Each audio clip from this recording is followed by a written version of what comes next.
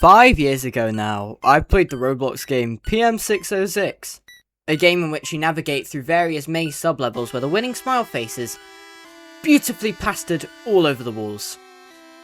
Welcoming. Now, as weird as that might have sounded, this game actually means a lot to me.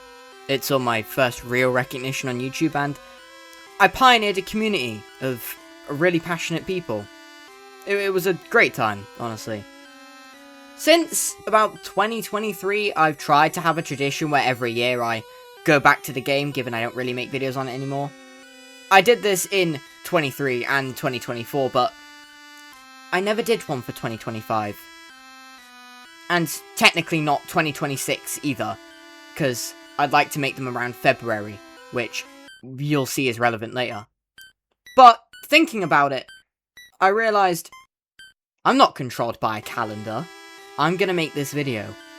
I can't remember why I didn't make one in 2025. Laziness. Yeah, it was probably that.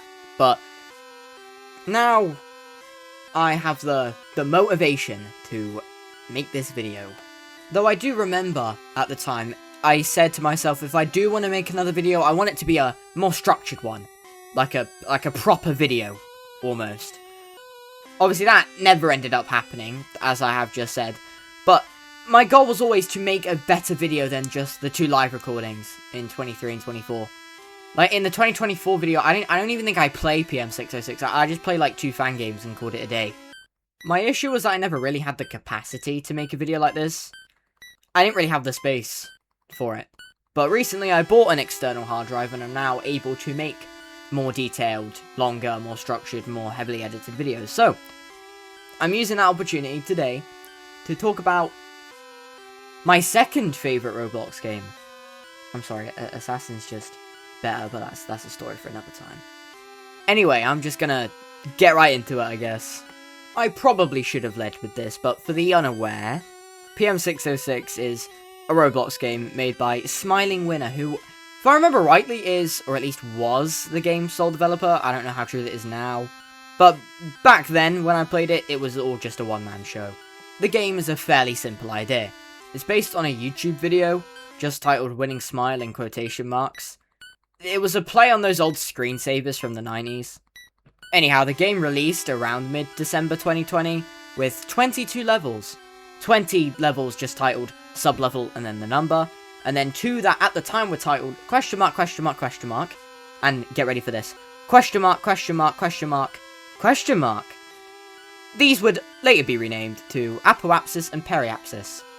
5 years later, I still have no idea what any of that means.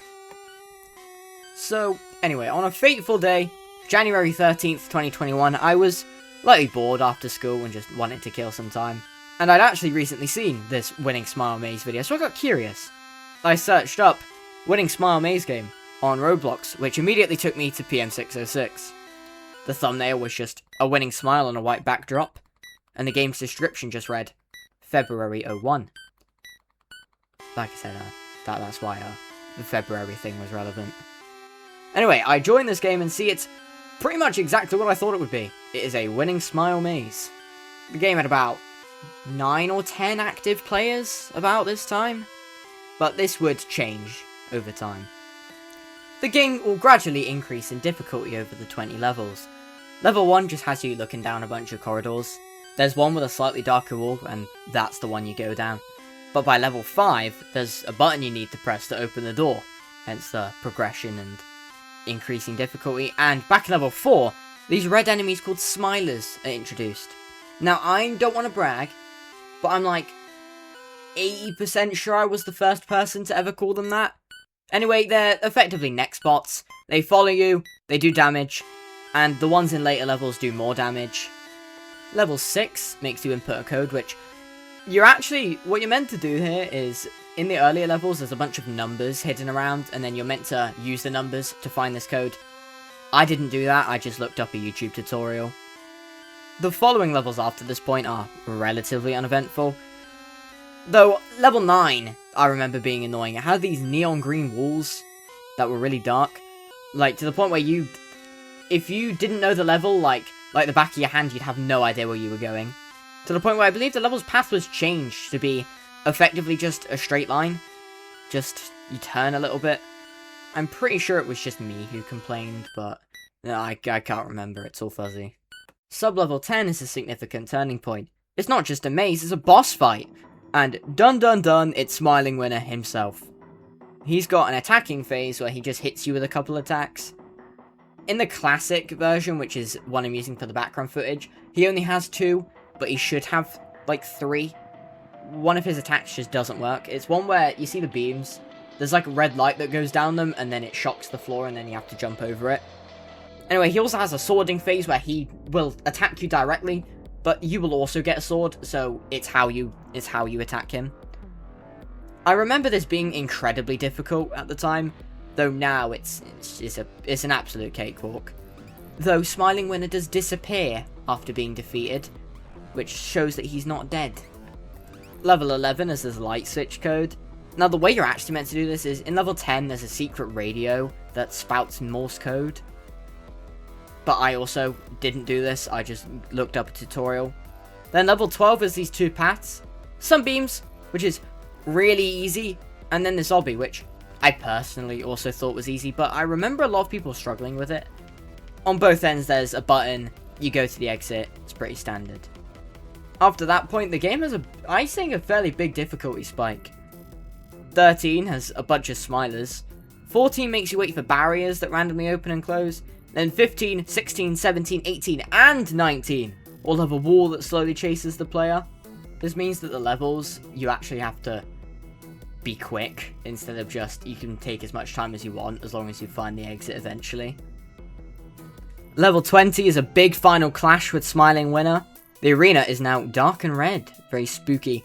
Though his attacks are pretty much the same. He gets like one new one where there's like a cross on the floor and you have to jump over it. It's similar to the beam one I mentioned earlier. Anyway, you beat him again and you move on to Apoapsis. It's strange, it's not a maze, it's like a weird space obby thing. It's weird. And then Periapsis makes you input a bunch of codes. You do this by deciphering videos uploaded by Smiling Winner.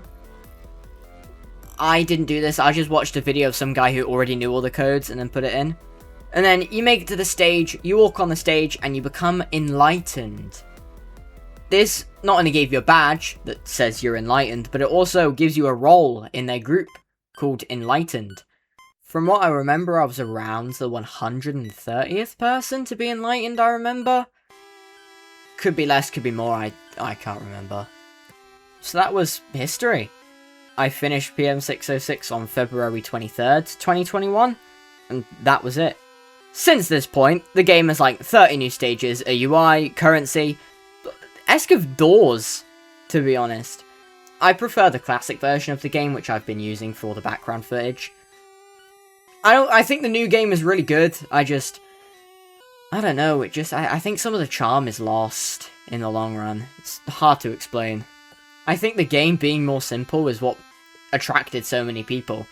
It wasn't that hard to understand, it was just, you're in the maze, there's winning smiles, you escape the maze, and then you fight the guy sometimes. Great, 10 out of 10 game. I still very much like this game. Its community seems to be more fixated on the fan games now, but I'm glad they're still relevant, I'm glad they're still going strong. I made great memories here, and it's just nice to look upon my my history, my legacy again, because I haven't done that in a while. Anyway, I play Forsaken now, so yeah, you know, how the mighty have fallen. Bye, thanks for watching, have a nice day.